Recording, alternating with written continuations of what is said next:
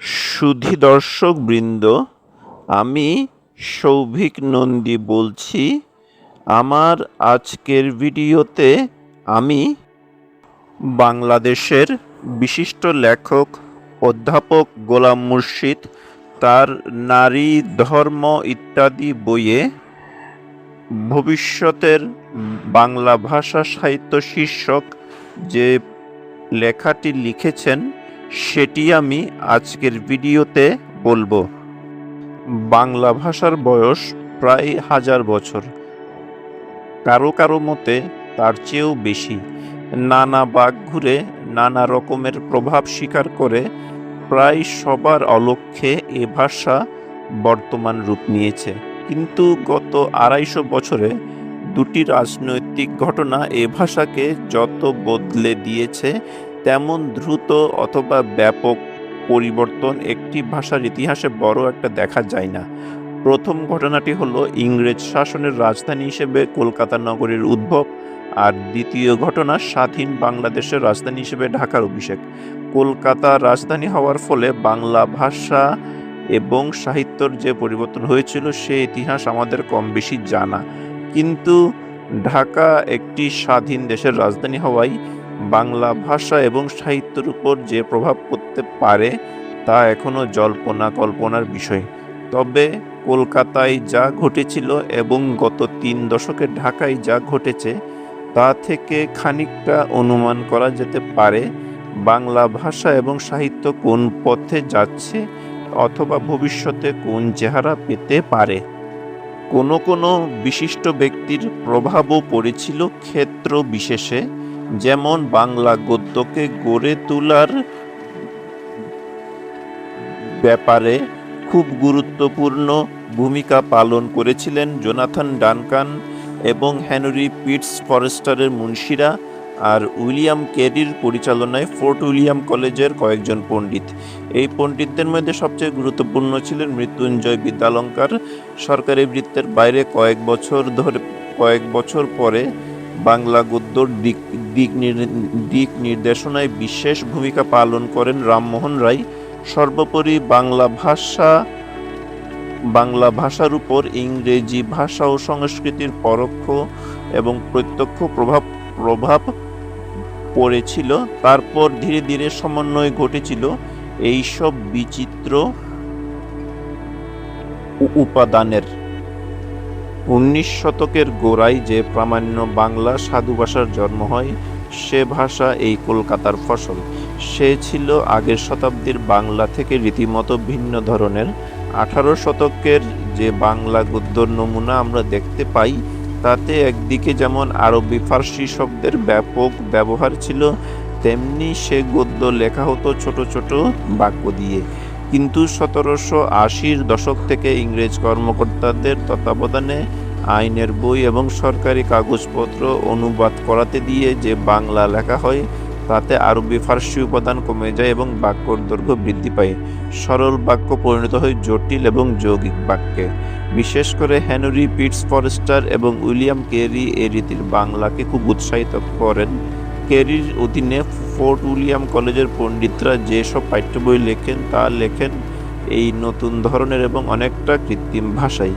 সাধারণ বাঙালিদের মধ্যে এইসব রচনা বেশি লোক পড়েননি, কিন্তু রামমোহন রায় থেকে শুরু করে অন্য যারা পরবর্তী 20 বছরে বাংলা লিখতে এগিয়ে আসেন, তারা গদ্যর এই রীতিকে অস্বীকার করতে পারেননি। কম বেশি এই রীতির উপর ভিত্তি করেই তারা গড়ে তুলেছিলেন তাদের নিজেদের গদ্য রীতি। এভাবে যে বাংলা গদ্যর জন্ম হলো তা ছিল মুখের ভাষা থেকে যথেষ্ট আলাদা। রামমোহন রায় এই গদ্যকে খানিকটা সাবলীলতা দিতে চেষ্টা করেছিলেন, আর 1820-এর দশকে খবরের কাগজগুলো এই ভাষাকে প্রতিদিনের ব্যবহারের উপযোগিতা দিয়েছিল, কিন্তু মাধুর্য বর্জিত এবং আড়ষ্ট এ ভাষা সাহিত্য সৃষ্টির উপযোগী ছিল না। 1840 দশকের শেষে ঈশ্বরচন্দ্র বিদ্যাসাগর এই ভাষার স্বাভাবিক ছন্দ আবিষ্কার করেন এবং তাতে সাহিত্যিক গুণাবলী আরোপ করেন। ফলে এককালের আড়ষ্ট সাধু বাংলায় বেতাল পঞ্চবিংশতি অথবা সীতার বনবাস লেখার মতো সুললিত হয়ে ওঠে। তার ভাষা পড়তে হোঁচট খেতে হয় না। তাছাড়া তিনি অনুপ্রাস এবং লঘুগুরু শব্দের এমন চমৎকার সমন্বয় ঘটান যা তার ভাষাকে একটা সাংগীতিক বৈশিষ্ট্যও দান দান করেছিল। তা সত্ত্বেও এ ভাষা ছিল মুখের ভাষা থেকে অনেক দূরে। তার ভিত্তি ছিল আগেকার অর্ধ শতাব্দীর সাধু ভাষা। তিনি তাকে কেবল মাধুর্যমণ্ডিত করেছিলেন। তাছাড়া এ ভাষা সব বিষয় লেখার উপযোগী ছিল না। কথ্য ভাষায় সাহিত্য সৃষ্টি করার মতো সময় দেখা দেয় আরও পরে, 1913 সালের পর। ততদিনে রবীন্দ্রনাথ বাংলা সাহিত্যের সবচেয়ে উজ্জ্বল নক্ষত্র হিসেবে মর্যাদা লাভ করেছিলেন। নক্ষত্র নয়, বরং তার নামের সঙ্গে সাদৃশ্য দিয়ে বলতে হয় তিনি বাংলার সাহিত্য আকাশে তখন উজ্জ্বল রবির মতোই আলো দিচ্ছিলেন। তদুপরি নোবেল পুরস্কার পেয়ে তিনি সব বিতর্কের ঊর্ধ্বে এক অসাধারণ স্বীকৃতি লাভ করেছিলেন। তার নোবেল পুরস্কার পাওয়ার কয়েক মাস পরে তার নিকটাত্মীয় এবং স্নেহভাজন প্রমোদ চৌধুরী সবুজপত্র নামে একটি পত্রিকা প্রকাশ করেন এবং তাতে রবীন্দ্রনাথকে লিখতে রাজি করান। শর্ত ছিল এ পত্রিকায় লিখতে হবে কথ্য ভাষায়। প্রমোদ চৌধুরীর যুক্তি ছিল মুখের ভাষা কলমে দেওয়া যেতে পারে, কিন্তু কলমের ভাষা মুখে দিতে গেলে কলমের কালি মুখে লেগে যাবে। রবীন্দ্রনাথ, প্রমোদ চৌধুরী এবং এই পত্রিকার অন্য লেখকরা অচিরেই প্রমাণ করলেন যে গল্প, উপন্যাস, প্রবন্ধ সবকিছুই লেখা সম্ভব মুখের ভাষায়। তারপর থেকেই গত 90 বছর ধরে বেশিরভাগ লেখকই চলতি বাংলায় তাদের সাহিত্য রচনা করেছেন। এমনকি কলকাতায় আনন্দবাজার পত্রিকা অথবা ঢাকার ইত্তেফাকের মতো পত্রিকার সাধু ভাষাকে জোর করে ধরে রাখার যে প্রয়াস চালায় তাও অনেক আগেই ভেঙে পড়ে। এভাবে এককালে যে গদ্য মুখের ভাষার কাছাকাছি ছিল, সে গদ্য আবার মুখের ভাষার কাছাকাছি ফিরে এলো, কিন্তু তার জন্য 100 বছরেরও বেশি সময় তাকে উজান পথেই চলতে হয়েছে। 19 শতকের গোড়া থেকেই কলকাতায় যে ভাষা এবং সাহিত্যের বিকাশ লক্ষ্য করি, তার আরও কিছু বৈশিষ্ট্য ছিল। এই নগরীতে তখন প্রায় 1/3 লোক ছিলেন মুসলমান, কিন্তু তারা বেশিরভাগ ছিলেন অবাঙালি। তারা লেখাপড়ার দিকে এগিয়ে আসেননি। সেজন্য বাংলা ভাষা এবং সাহিত্যের বিকাশে তাদের কোনো ভূমিকা পালন করার প্রশ্নই উঠে না। বস্তুত তারা বঙ্গদেশে বাস করলেও বাঙালি বলে নিজেদের পরিচয় দিতেন না। প্রতিবেশী বাংলাভাষী হিন্দুরাও এইসব ব্যক্তিদের বাঙালি বলে গণ্য করতেন না। 19 শতকের বাংলা ভাষা এবং সাহিত্য তাই 15 আনাই হিন্দুদের গড়া। এমনকি শতাব্দীর শেষেও খুব কম মুসলমানই বাংলায় লিখতেন। খুব কম মুসলমানই স্বীকার করতেন যে তাদের মাতৃভাষা বাংলা। এই পরিবেশে যে সাহিত্য রচিত হয় সেও বাংলা গদ্যর মতো হিন্দু লেখকদের তৈরি। তাতে মুসলমানদের অবদান যে খুব সামান্যই ছিল তা তেমনি এতে মুসলিম জীবনও প্রায় অনুপস্থিত। এক কথায় কলকাতাকে কেন্দ্র করে 19 শতকে যে নতুন সংস্কৃতি দানা বাঁধে, সেই সংস্কৃতিতে মুসলিম অবদান ছিল নিতান্তই নগণ্য, এবং এর প্রধান কারণ বাংলা ভাষার দিকে মুসলমানদের মুখ ফিরিয়ে থাকা এবং আধুনিক শিক্ষার দিকে এগিয়ে না আসা। 1947 সালের দেশভাগ এবং তারপর 1971 সালে স্বাধীন বাংলাদেশ জন্মের পরের অবস্থা বৈপ্লবিকভাবে পাল্টে গেছে। দেশভাগের পর কলকাতা পরিণত হয় কলকাতার একটি প্রাদেশিক রাজধানীতে। শিল্প এবং ব্যবসা বাণিজ্যের সীমিত বিকাশ এবং বামপন্থী ও উগ্রপন্থী রাজনৈতিক আন্দোলনের ফলে কলকাতার প্রাদেশিক রাজধানী হিসেবে গুরুত্বও হারিয়ে ফেলে। এরপরে ভারতের রাষ্ট্রভাষা হিন্দি এবং ইংরেজি হওয়ায় বাংলার গুরুত্বও অনেক কমে যায়।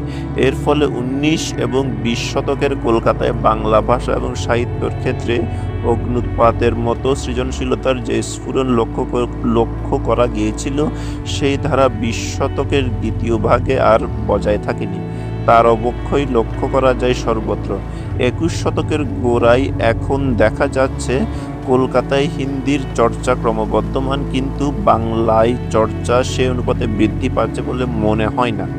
এমনকি সন্দেহ হয় 50 বছর পরে বাংলার চর্চা এখন যেটুকু আছে তাও থাকবে কিনা। অপরপক্ষে বাংলাদেশের দিকে তাকালে আমরা অন্য ছবি দেখতে পাই। 20 শতকের গোড়া থেকে বাঙালি মুসলমানের মধ্যে বাংলা তাদের মাতৃভাষা কিনা তাই নিয়ে বিতর্ক শুরু হয়, কিন্তু 1930-এর মধ্যে এই বিতর্কের অবসান ঘটে। দেশভাগের পরে মুসলমান প্রধান পূর্ব পাকিস্তান বাংলা ভাষার প্রতি তাদের ভালোবাসা সত্যিকার প্রবল হয়ে ওঠে 1952 সালের ভাষা আন্দোলনকে কেন্দ্র করে। এই আন্দোলনকে ঘিরে শেষ পর্যন্ত পূর্ব পাকিস্তান ভেঙে গিয়ে স্বাধীন বাংলাদেশের জন্ম হয়। এই স্বাধীন দেশের রাষ্ট্রভাষাও বাংলা। সেদিক দিয়ে এই দেশের বাংলা ভাষা এবং সাহিত্য বিকাশ লাভ করার অসাধারণ সম্ভাবনা দেখা দিয়েছে। 20 শতকের মাঝামাঝি সময়েও সামগ্রিকভাবে বাংলা সাহিত্যে হিন্দুদের তুলনায় মুসলমানদের অবদান ছিল খুবই কম। বাংলা ভাষা চর্চায়ও তারা অনেক পিছিয়ে ছিলেন, কিন্তু এই শতাব্দীর শেষে এসে এখন মনে হয় মানের দিক দিয়ে না হলেও বাংলা ভাষা এবং সাহিত্য চর্চায় পরিমাণের দিক দিয়ে পশ্চিম বাংলাকে বাংলাদেশ হারিয়ে দিয়েছে।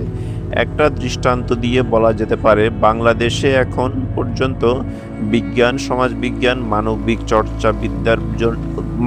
চর্চাবিদ্যার জন্য যত বাংলা বই প্রকাশিত হয়েছে, পশ্চিমবঙ্গে কি তার একাংশও কি প্রকাশিত হয়েছে?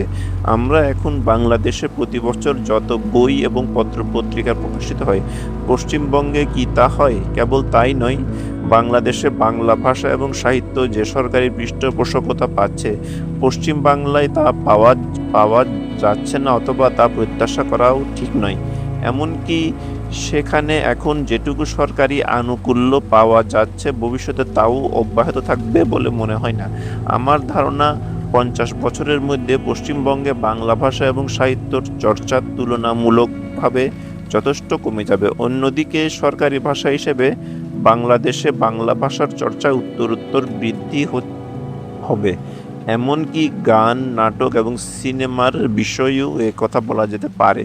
পশ্চিমবঙ্গে এইসব এখনও বাংলাদেশের তুলনায় বিস্তর এগিয়ে আছে, কিন্তু 50 বছর পরে সে অবস্থা তেমন থাকবে বলে মনে হয় না। কেবল তাই নয়, একদিন কলকাতা নগরীতে যে বাংলা ভাষা বিকাশ লাভ করেছিল এবং যে ভাষা সমগ্র বঙ্গদেশের আদর্শ ভাষায় পরিণত হয়েছিল, সেই ভাষা আর সমগ্র বাংলাভাষীদের প্রামাণ্য বাংলা বলে বিবেচিত হবে কিনা সে নিয়ে এখন সন্দেহ দেখা দেওয়া স্বাভাবিক।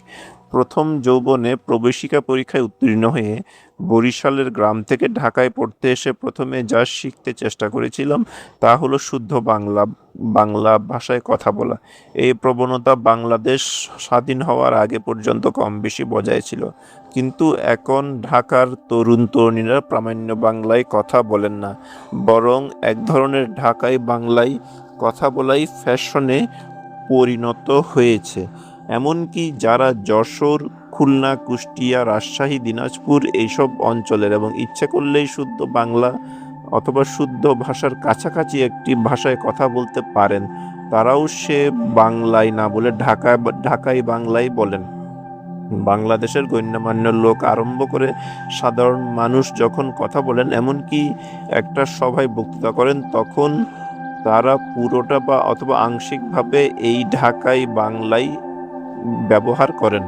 অন্যদিকে পশ্চিমবঙ্গের ভাষায়ও আঞ্চলিকতার ছাপ পড়া খুবই স্বাভাবিক। বস্তুত সে লক্ষণ এর মধ্যে দেখা দিয়েছে। সেখানকার সৃজনশীল সাহিত্য এখন ক্রমবর্ধমান মাত্রায় বিভিন্ন অঞ্চলের ভাষা ব্যবহৃত হচ্ছে। বাঁকুড়া, বর্ধমান, মেদিনীপুর, ভাগলপুর, শিলিগুড়ি দূরদূরান্তের ভাষা এখন সংলাপে আসতে আরম্ভ করেছে। তার ফলে এক অঞ্চলের ভাষা অন্য অঞ্চলের লোকেরা পুরো বুঝতে পারবে কিনা এতে সন্দেহ আছে। বাংলাদেশের স্বাধীনতা সংগ্রামের সময় জাহান্নাম থেকে বিদায় নামক একটি উপন্যাস লিখেছিলেন শওকত ওসমান। সে উপন্যাসে আরবি, ফার্সি উপাদান সহ বেশ কিছু আঞ্চলিক শব্দ ছিল। পাছে পশ্চিমবঙ্গের পাঠকরা সে ভাষা বুঝতে না পারেন, তার জন্য তিনি সেসব শব্দের অর্থ বন্ধনীর মধ্য দিয়ে দিয়েছিলেন। এরকমের আরও একটি দৃষ্টান্ত দেওয়া যেতে পারে ব্রিটিশ ইংরেজি এবং মার্কিন ইংরেজির পার্থক্য থেকে। কয়েক বছর আগে একটি মার্কিন টেলিভিশন নেটওয়ার্ক ব্রিটিশ টেলিভিশনের একটি জনপ্রিয় সোপ অপেরা ইস্ট এন্ডার্স দেখানোর সিদ্ধান্ত নেয়। কিন্তু এই সোপ অপেরার ভাষা এত লন্ডন ভিত্তিক এবং বহু শব্দের অর্থ এবং উচ্চারণ প্রামাণ্য ইংরেজি থেকে এতই আলাদা যে মার্কিন টেলিভিশন নেটওয়ার্ক সেই ধারাবাহিক দেখানোর আগে এইসব শব্দের অর্থ দিয়ে একটি তালিকা তৈরি করে এবং সেই তালিকা দর্শকদের মধ্যে বিতরণ করে। কালে কালে দুই বাংলার মধ্যে তাই হবে কিনা আমার প্রশ্ন এবং আশঙ্কা সেটাই। এমনকি ত্রিপুরা, অসম, মেঘালয়, উড়িয়া এবং বিহারে যে বাঙালিরা বাস করেন, বিশেষ করে ত্রিপুরা এবং অসমে, তার সঙ্গে কলকাতার ভাষার পার্থক্য দেখা দেবে মনে করাই সঙ্গত। ভারতের এসব রাজ্যর ভাষায়, বিশেষ করে পশ্চিমবঙ্গ থেকে দূরে অবস্থিত ত্রিপুরা এবং অসমের ভাষায় বাংলাদেশের ভাষার প্রভাবও যথেষ্ট মাত্রায় পড়তে পারে। তাছাড়া এসব জায়গায় যে সাহিত্য গড়ে উঠবে তাতে সেখানকার জীবনযাত্রা ক্রমবর্ধমান মাত্রায় স্থান হবে। ভাষার পার্থক্য কতটা হবে তা নিয়ে আমরা আপাতত কেবল আন্দাজ অনুমান করতে পারি। কিন্তু সাহিত্যর বিষয়বস্তুতে যে পার্থক্য দেখা দেবে সে সম্পর্কে জল্পনা কল্পনা না করে বলতে পারি তা হবে ব্যাপক। কলকাতায় গত 200 বছরে যে সাহিত্য রচিত হয়েছে তাতে স্বাভাবিকভাবেই লক্ষ্য করি প্রধানত হিন্দু জীবনের প্রতিফলন। অপরপক্ষে এখন বাংলাদেশে যে সাহিত্য রচিত হচ্ছে তার মধ্যে মুসলিম জীবন প্রাধান্য হবে বলাই বাহুল্য। অন্তত বাংলাদেশের অনেকে এই সম্ভাবনার কথা ভেবে আশঙ্কিত নাও হতে পারেন। তারা ভাবতে পারেন ভালোই তো, বাংলাদেশে একটা বাংলাদেশি ভাষা তৈরি হবে, কিন্তু এর ফলে যে অপূরণীয় ক্ষতি হবে দূরদৃষ্টির অভাবে সেটা তারা দেখতে পাচ্ছেন না। তারা হয়তো ভাবতে পারছেন না যে বাংলাদেশের ভাষা যদি মূল ভাষা থেকে যথেষ্ট মাত্রায় বদলে যায় তাহলে এদেশের লোকেরা তাদের ঐশ্বর্যমণ্ডিত সাহিত্য এবং সাংস্কৃতিক ঐতিহ্য হারিয়ে ফেলবেন। পূর্ব পাকিস্তান তৈরি হওয়ার পর নানাভাবে পূর্ব বাংলার ভাষাকে মূলধারার বাংলা থেকে দূরে সরিয়ে নেওয়ার চেষ্টা চালানো হয়েছিল। তার মধ্যে দুটি প্রয়াসের কথা এখানে বলা যেতে পারে। এক, আরবি হরফে বাংলা লেখা, এবং দুই, প্রচুর আরবি ফার্সি শব্দ জোর করে বাংলা ভাষায় নিয়ে যাওয়া। পাকিস্তানের নেতারা আশা করেছিলেন যে এই দুই উদ্যোগ সফল হলে ধীরে ধীরে পূর্ব বাংলার ভাষা পশ্চিম বাংলার ভাষা থেকে আলাদা হয়ে যাবে এবং কালে কালে পূর্ব বাংলার লোকেরা আর মূল বাংলা সাহিত্য পড়তে পারবেন না অথবা পড়বেন না। পূর্ব বাংলার লোকেরা অবশ্যই এই ষড়যন্ত্রকে 50-60-এর দশকে ব্যর্থ করে দিয়েছিলেন।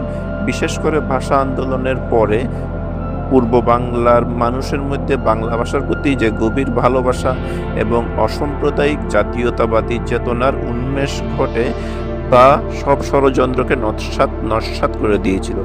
গোটা বাংলা সাহিত্য এবং সংস্কৃতির সঙ্গে তারা নিজেদের শনাক্ত করেছিলেন। কিন্তু পরিবর্তিত পরিপ্রেক্ষিতে এখন বাংলাদেশের এক শ্রেণীর বুদ্ধিজীবী জ্ঞাতে অজ্ঞাতে আবার বাংলা ভাষার পায়ে কুরুল মারতে উদ্যত হয়েছেন। এর মধ্যে যারা ইসলামী সক্রিয়বাদী এবং ইসলামী ফাউন্ডেশন অথবা কোনো ইসলামিক এনজিওর অর্থ সহায়তায় নতুন করে আরবি ফার্সি প্রভাবিত বাংলা চালু করতে চেষ্টা করছেন, তাদের উদ্দেশ্যটা বোঝা শক্ত নয়। কিন্তু একদল তথাকথিত প্রগতিশীল বুদ্ধিজীবীও আছেন যারা সজ্ঞানে মূলধারার বাংলা থেকে ভিন্ন চেহারার বাংলা প্রবর্তনের পক্ষে ওকালতি করছেন। এদের কেউ কেউ আবার মার্ক্সবাদী বলেও নিজেদের শনাক্ত করেন, কিন্তু টাহর করলেই বোঝা যায় আসলে এরা মার্ক্সবাদী নন। অন্তরের অন্তঃস্থলে এরা একটা বাদেই বিশ্বাস করেন, সেটা হলো ইসলামী জাতীয়তাবাদ। এই জাতীয়তাবাদকে এই সাম্প্রদায়িক বুদ্ধিজীবীরা বাংলাদেশের জাতীয়তাবাদের সঙ্গে অভিন্ন করে দেখেন। নিজেদের বাঙালি পরিচয় নিয়ে এরা তাই বিব্রত বোধ করেন। প্রকৃতপক্ষে বাংলাদেশিত্বকেই জোরদার করার জন্যই তারা বাংলা ভাষার সংস্কার করতে চান। বাংলাদেশের ভাষায় যদি কালে কালে স্বাভাবিকভাবে পরিবর্তন আসে তাহলে সে সম্পর্কে কিছু বলা যাবে না, সেটা কারো পক্ষে ঠেকিয়ে রাখা সম্ভব হবে না। কিন্তু কোনো সচেষ্ট ষড়যন্ত্রের ফলে যদি বাংলা ভাষার চরিত্র কৃত্রিমভাবে বদলে দেওয়া হয় তাহলে তা হবে স্বেচ্ছায় আমাদের ভাষা ও সাহিত্যের ঐতিহ্যকে অস্বীকার করার শামিল। সত্য বটে, স্বতন্ত্র চেহারার বাংলা চালু হলে কয়েক দশকের মধ্যে আমরা আমাদের ঐতিহ্য পুরোপুরি হারিয়ে ফেলব না, কিন্তু ধরা যাক 1 শতাব্দী পরে, তখনও কি অখণ্ড বাংলা ভাষা এবং সাহিত্য চালু থাকবে, অথবা রবীন্দ্রনাথ, মাইকেল মধুসূদন, বঙ্কিমচন্দ্র, শরৎচন্দ্র অথবা জীবনানন্দ, এমনকি নজরুল ইসলাম, জসিমউদ্দিন অথবা শামসুর রহমানের সাহিত্য কেউ পড়বে? অথবা পড়লে তার অর্থ সবটা বুঝতে পারবে? সুধী দর্শকবৃন্দ, আমার আজকের এই ভিডিওটি এখানেই সমাপ্ত হলো। যদি আমার ভিডিওটি আপনাদের ভালো লাগে তাহলে আমার ভিডিওটিকে লাইক এবং কমেন্ট করবেন এবং আমার চ্যানেলটিকে সাবস্ক্রাইব করবেন।